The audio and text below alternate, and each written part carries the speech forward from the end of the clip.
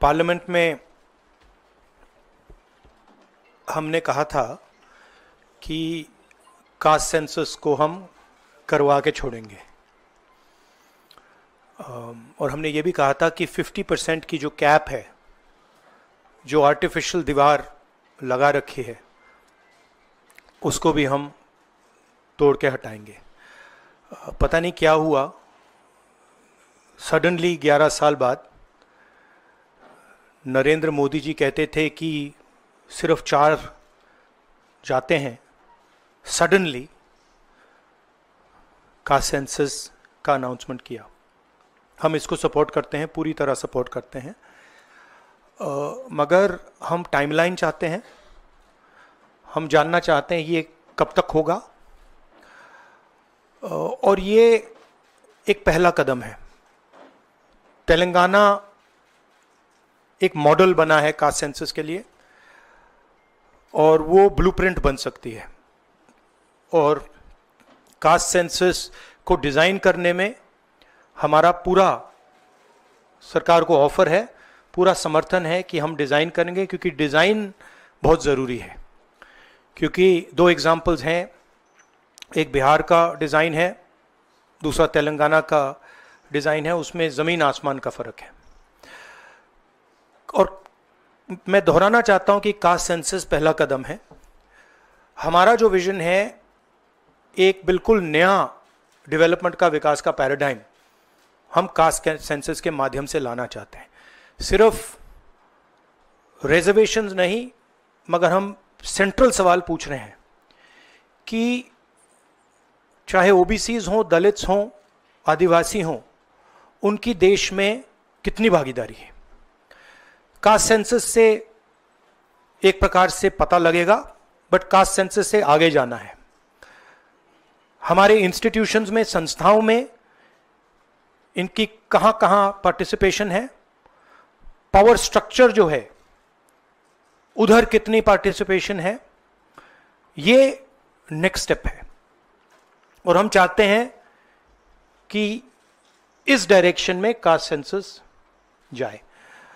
हमने एक और चीज कही थी, कांग्रेस पार्टी ने रेज की थी, मैनिफेस्टो में भी था, article 15(5). Article 15(5) is reservation in private education institutions.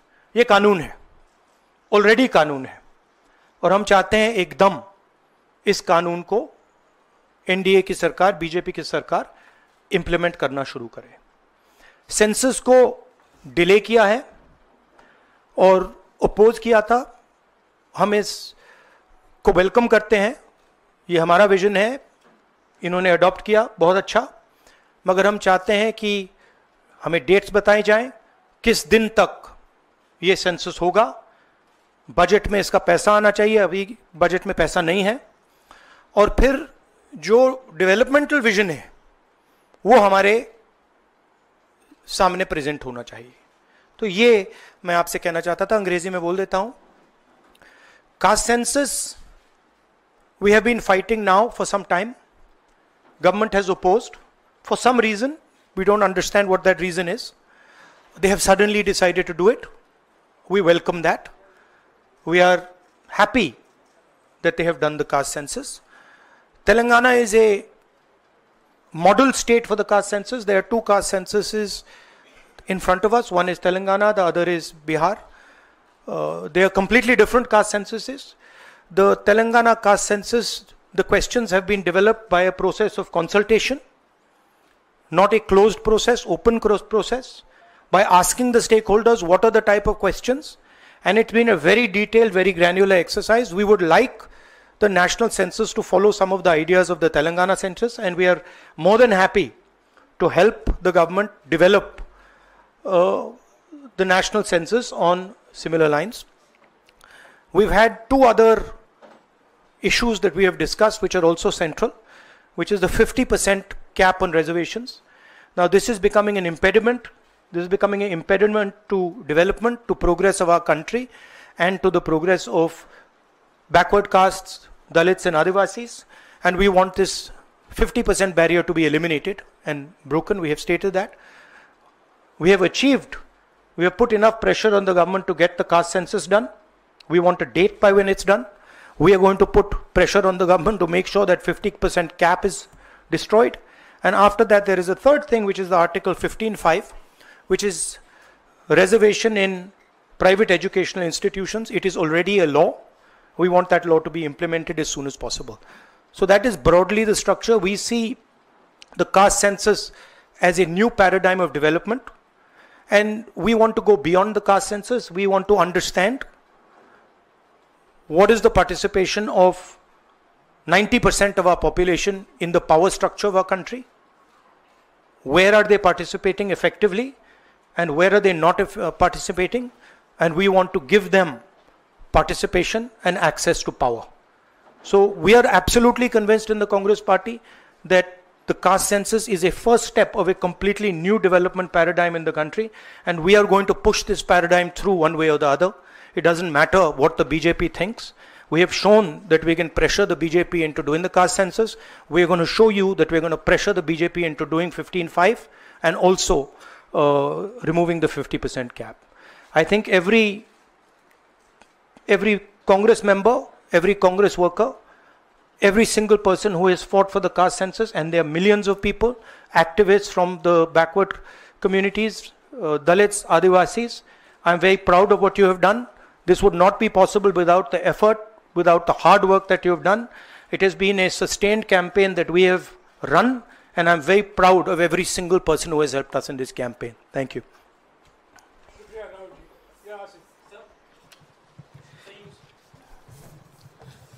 So you said that the government was opposed to this and suddenly decided to take this step. Do you think that this decision has been taken in light of the upcoming Bihar polls? No, I don't think so. I don't think that's why this decision has been taken in a hurry. I don't need to comment on whether they took it, when they took it, how they took it. Now they have taken it. We are happy they have taken it. Now this needs to be taken forward. Sir, प्रधानमंत्री बार बार ये कहते थे कि ये 4 जातियां होती हैं सिर्फ देश में.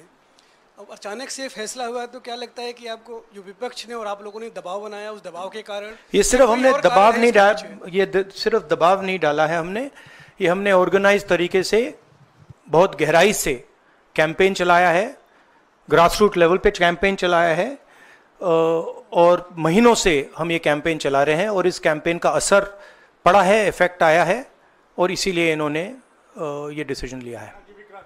बट कास्ट सेंसस जो मैंने आपसे बोला, ये दरवाजा खोलने का तरीका है. उसके बाद रियल विकास का काम शुरू होगा. एक बार हमें इंफॉर्मेशन मिलेगी तो फिर हम उस इंफॉर्मेशन के बेसिस पे हम एक्शन ले पाएंगे. मैं आपको 2-3 उदाहरण देता हूं. तेलंगाना के कास्ट सेंसस में से इंफॉर्मेशन किस ग्रैन्युलैरिटी की आ रही है और किस टाइप की इंफॉर्मेशन आ रही है. तेलंगाना में जो कॉर्पोरेट स्ट्रक्चर है, CEOs, management team, senior management, ownership structure, उसमें आपको एक दलित नहीं मिलेगा, एक आदिवासी नहीं मिलेगा, एक पिछड़े वर्ग का व्यक्ति नहीं मिलेगा. मैं कह रहा हूं एक नहीं मिलेगा. मैं ये नहीं कह रहा हूं कि 1% नहीं मिलेगा, है ही नहीं. 90% of India is not represented there. First. Second, gig workers, जिनके लिए हमने तेलंगाना में और अब कर्नाटक में हम कानून बना रहे हैं. अगर आप गिग वर्कर्स की लिस्ट देखें, जिसको मैं मॉडर्न स्लेवरी कहता हूं, उसमें आपको सिर्फ ओबीसी, दलित और आदिवासी मिलेंगे. तो ये 2 स्ट्रीम्स बन रही हैं. एक स्ट्रीम मजदूरी की स्ट्रीम, गरीबी की स्ट्रीम, बेरोजगारी की स्ट्रीम, जिसमें दलित, आदिवासी, पिछड़ा वर्ग है, और दूसरी स्ट्रीम जिसमें एक छोटी सी एलीट पूरे के पूरे सिस्टम को कंट्रोल कर रही है. उसके ऊपर अदानी जी, अंबानी जी बैठे हैं. तो ये कास्ट सेंसस इस चीज को बदलने का फाउंडेशन है, पहला कदम है. राहुल जी, आप लगातार दबाव बना रहे थे, लेकिन पिछले 11 सालों से प्रधानमंत्री मोदी इस पर नहीं मान रहे थे. अभी पहलगाम का इतना बड़ा हादसा हुआ, क्या आपको लगता है कि इस वक्त में जो टाइमिंग है प्रधानमंत्री की कास्ट सेंसस को मानना, वो पहलगाम से ध्यान भटकाने की कोशिश है? आप जर्नलिस्ट हो, ये आप लोगों का काम है, आपका काम स्पेक्यूलेशन है, मेरा काम स्पेक्यूलेशन नहीं है, मैं फैक्ट्स पे काम करता हूं। तो आप स्पेक्यूलेट कीजिए, मैं इस पे स्पेक्यूलेट नहीं करूंगा, मेरे को स्पेक्यूलेट करने की जरूरत ही नहीं है। उन्होंने क्यों लिया क्यों नहीं लिया उसमें मुझे कोई इंटरेस्ट नहीं है। लिया और ये बड़ा स्टेप है। मैं सिर्फ ये समझना चाहता हूं कि सेंसस कब होगा और ये किस प्रकार से सेंसस होगा, कौन से सवाल इसमें होंगे, क्योंकि आप कह सकते हो कि हमने सेंसस कर दिया और फिर रेलेवेंट सवाल आपने नहीं पूछे तो फिर उसका कोई मतलब ही नहीं है। तो तेलंगाना में हमने बहुत गहराई से पब्लिक में जाकर कंसल्टेशन करके, लाखों लोगों से कंसल्टेशन करके हमने डिजाइन किया है। तो we want a people census, we don't not want a bureaucrat census. Sir आप पहले ही कहते थे कि एक्सरे है ये, तो एक्सरे के लिए सरकार राजी हो गई है। किस तरीके से एक्सरे हो? आप बार बार तेलंगाना मॉडल की बात कर रहे हैं, तो क्या तेलंगाना मॉडल अडॉप्ट होना चाहिए? किस तरीके से होना नहीं, चाहिए? देखिए तेलंगाना मॉडल में 2-3 प्रिंसिपल्स हैं। पहला प्रिंसिपल है कि बंद कमरे में 5-10 ब्यूरोक्रेट्स ने उसको नहीं डिजाइन किया, ठीक है? क्योंकि फ्रैंकली बोलूं तो जिन कम्युनिटीज की हम मदद करने की कोशिश कर रहे हैं उनकी होल्ड ब्यूरोक्रेसी में है ही नहीं। तो हम चाहते हैं मैस सेंसस, ओपन टेक्नोलॉजी का सेंसस, जहां हम स्टेक होल्डर से पूछें आपको एक्चुअली डिजाइन में आपकी क्या राय है, आप डिजाइन के बारे में क्या सोचते हो। यह तेलंगाना का first principle. Second principle Telangana में कि we have set up a expert group who is now going to study all the data and is going to present to the government of Telangana a vision based on caste census. So that is the second step. And third step, as you are already aware, Telangana has demolished that wall of 50%, right? And also the 15.5, article 15.5 जो मैंने mention किया है।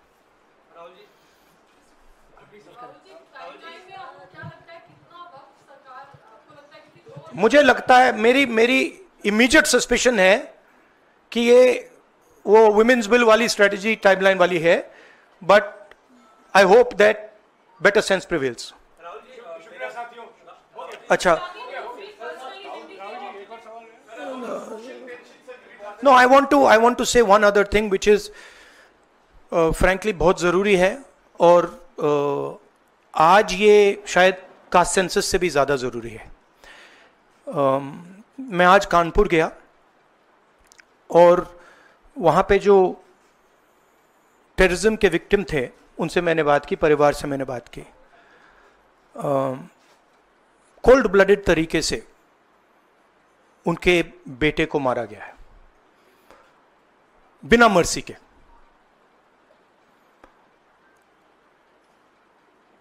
और 28 लोगों को ऐसे मारा गया है, बहुत सारे लोग घायल हुए हैं।